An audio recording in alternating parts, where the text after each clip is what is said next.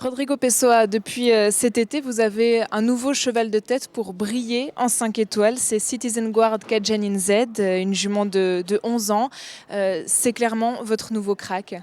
Oui, c'est une jument qui était montée par Grégory Watley en Belgique. C'est une jument qui a un très gros potentiel, qui n'est pas la plus facile, mais c'est une jument qui est très volontaire, très courageuse et avec lequel je suis en train de maintenant peaufiner un petit peu le contact pour pouvoir en faire une jument plus sûre dans les Grands Prix toutes les semaines.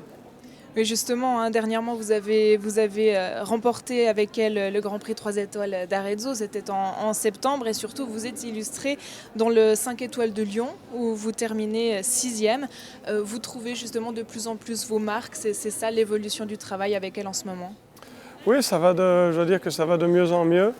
Il faut un petit peu le temps pour pouvoir s'habituer, que le cheval s'habitue aussi au changement de cavalier. Ce sont des mondes différentes et donc il y a cette période de transition. On a tout de suite été propulsé à faire des gros concours et on a eu des hauts et des bas et maintenant on doit essayer de travailler pour pouvoir travailler sur la régularité justement pour essayer de limiter un petit peu les hauts et les bas.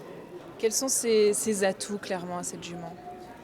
C'est une jument qui est très volontaire, elle a beaucoup de force, elle a beaucoup de moyens, elle a vraiment peur de rien. Et vraiment, ça c'est le défaut de sa qualité, puisqu'elle pourrait faire un tout petit peu plus attention aux obstacles. Mais bon, on ne va pas lui reprocher. Mais là maintenant, c'est dans des fins réglages, on est vraiment dans la dernière partie des fins réglages pour pouvoir en faire vraiment une jument compétitive toutes les semaines. Si on parle de vous à présent, Rodrigo, vous êtes le cavalier qui a gagné le plus d'épreuves majeures sur la piste de Palexpo. Vous en avez 10 à votre actif, c'est le record absolu. Qu'est-ce qui fait que Genève, ce concours numéro 1, vous réussit si bien? Moi, j'ai toujours aimé participer à ce concours. C'est toujours un point de ma saison qui était très important, même si c'était en fin de saison. J'ai toujours essayé d'arriver ici le plus près possible. C'est un concours que j'affectionne beaucoup. Donc, et puis en plus d'être le siège de Rolex, on a toujours un petit peu plus de pression pour bien faire devant notre partenaire. On l'a dit, donc 10 victoires à votre actif. Parmi celles-là, il y en a eu 4 dans le Grand Prix Rolex. La dernière, c'était en 2004, justement. Quand est-ce qu'on vous reverra emmener le tour d'honneur de ce Grand Prix? J'espère plutôt que tard. Mais bon, le concours réunit bien évidemment les meilleurs cavaliers, les meilleurs chevaux du monde. Donc c'est vraiment difficile de s'imposer. Mais bon, j'espère pouvoir un jour remettre mon nom au palmarès de ce très beau Grand Prix. Cette année marque aussi le début d'une nouvelle ère, l'ère du Rolex Grand Slam. 2 étapes ont déjà eu lieu à Aix-la-Chapelle et à Calgary. Est-ce que ce concept novateur vous séduit? Oui, absolument.